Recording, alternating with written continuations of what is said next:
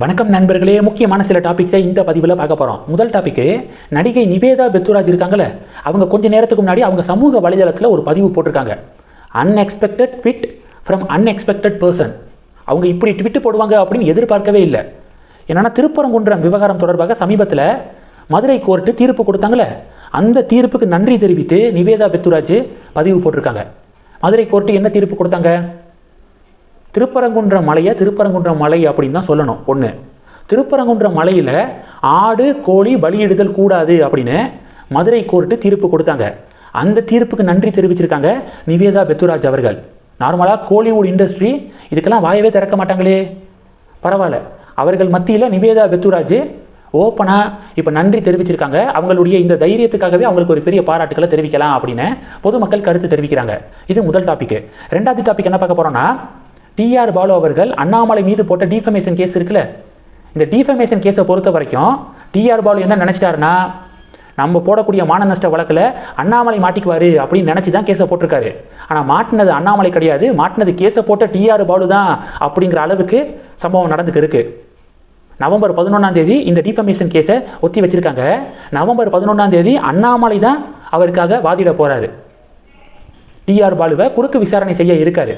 இது தொடர்பாக டிஆர் பாலு என்ன சொல்லியிருக்காருன்னா, அண்ணாமலை வரட்டும், குறுக்கு விசாரணை செய்ய வரட்டும், நான் பண்ண அளவுக்கு அவர் பண்ணால் சந்தோஷம் தான் அப்படின்னு சொல்லிட்டு பேசியிருக்காரு. பயம் இல்லாத மாதிரி பேசியிருக்காரு. ஆனால் வாய்ஸ் ஷிவரிங் ஆகுது, கொஞ்சம் ஒரு பதட்டம் தெரியுது பேசல அப்படின்னு சொல்லிட்டு கமெண்ட் செக்ஷனில் பாஜகவினர் பதிவுகள் போடுறாங்க. மோஸ்ட் ப்ராபப்ளி இந்த டிஃபமேஷன் கேஸை அண்ணாமலைக்கு எதிராக டிஆர் பாலு தொடர்ந்த இந்த கேஸ் இருக்குல்ல, இதை அவர் வாபஸ் செய்வதற்கு கூட வாய்ப்புகள் இருக்குது. ஏன்னா அண்ணாமலை தெரிஞ்சே தான் இந்த டிஎம்கே ஃபைல்ஸில் காத்திருந்திருக்காரு. இது மாதிரி டெஃபினட்டாக யாராவது ஒருத்தங்க நம்ம மேலே மான நஷ்ட வழக்க போடுவாங்க, கோர்ட்டுக்கு கூட்டிகிட்டு போவாங்க. கோர்ட்டில் வச்சு இன்னும் பல விஷயங்களை நம்ம நீதிபதிகிட்ட சொல்லலாம். நீதிமன்றம் மூலமாக இன்னும் பல விஷயங்கள் மக்களுக்கு தெரிஞ்சால் இன்னும் அது ஸ்ட்ராங்காக இருக்கும் அப்படின்னு நினச்சி தான் அண்ணாமலை இந்த வலையை விரிச்சிருக்காரு. அந்த வலையில் டிஆர் பாலு வாண்டடாக விழுந்திருக்காரு அப்படிங்கிறதான் இப்போதைய நிலவரமாக இருக்குது. அதனால நான் முன்னாடியே சொன்ன மாதிரி அண்ணாமலை மீது தொடர்ந்த அந்த டிஃபமேஷன் கேஸை டிஆர் பாலு வாபஸ் வாங்கினாலும் ஆச்சரியப்படுறதுக்கு இல்லை. இது ரெண்டாவது டாபிக்.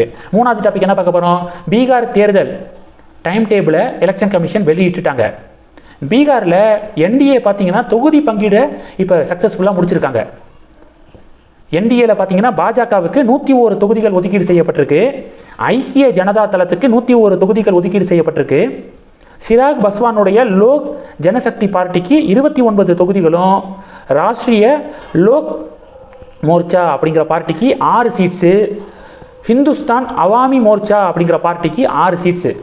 2020 பீகார் தேர்தலில் சிராக் பஸ்வானுடைய லோக் ஜனசக்தி பார்த்தீங்கன்னா என்டிஏல இல்லை, என்டிஏலேருந்து வெளியே இருந்தாங்க. இப்போது என்டிஏல இருக்காங்களா, அவருக்கு கூடுதலான சீட்டு ஒதுக்கப்பட வேண்டிய நிலைமை.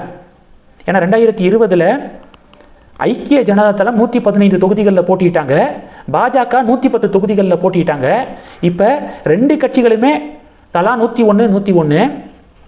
லோக் ஜனசக்திக்கு 29 தொகுதிகள் ஒதுக்கீடு செய்யப்பட்டிருக்கு. இண்டி கூட்டணி என்ன விரும்புகிறாங்கன்னா, இந்த தொகுதி பங்கீடுலேயே ஐக்கிய ஜனதா தளம் மற்றும் பாஜக இடையே விரிசல் வந்துடும், கூட்டணி உடஞ்சிரும் அப்படின்னு சொல்லிட்டு இண்டி கூட்டணி ஆசைப்பட்டு இருக்காங்க.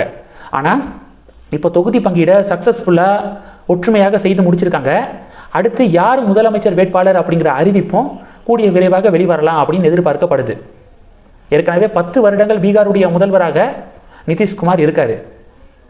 நேஷனல் பாலிடிக்ஸ்லையும் லோக்சபா தேர்தலையும் சில குறிப்பிட்ட எம்பிக்களை ஐக்கிய ஜனதா தளம் ஜெயிச்சிருக்காங்க. என்டிஏவுக்கு நேஷனல் பாலிடிக்ஸில் சப்போர்ட் பண்ணுறாங்க. அதன் அடிப்படையில் மறுபடியும் நிதிஷ்குமார் பீகாருடைய முதல்வர் வேட்பாளராக அறிவிக்கப்படுவதற்கு வாய்ப்பு இருக்குது. இல்லை தீவிர பேச்சுவார்த்தை நடத்தி இந்த முறை பாஜகவை சேர்ந்த ஒரு முதல்வர் வேட்பாளரை பாஜக அறிவித்தாலும் ஆச்சரியப்படுறதுக்கு இல்லை. நம்ம பொறுத்திருந்து பார்க்கலாம். ஆக மொத்தம் ஒன்று, என்டிஏ உடையும் அப்படின்னு இண்டி கூட்டணி கனவு கண்டுக்கிருக்காங்க. அது கனவாகவே தொடரும் அப்படின்னு சொல்லிட்டு பாஜக நம்பிக்கை தெரிவிக்கிறாங்க. இது மூணாவது டாபிக். இந்த 3 டாபிக்ஸை பற்றி உங்களுடைய பார்வைகளை மறக்காமல் கமெண்ட் பண்ணுங்கள். தொடர்ந்து கனெக்டில் இருங்க. அடுத்தடுத்து நிறைய பதிவுகளை பார்க்க போகிறோம். நன்றி. ஜெய் ஹிந்த்.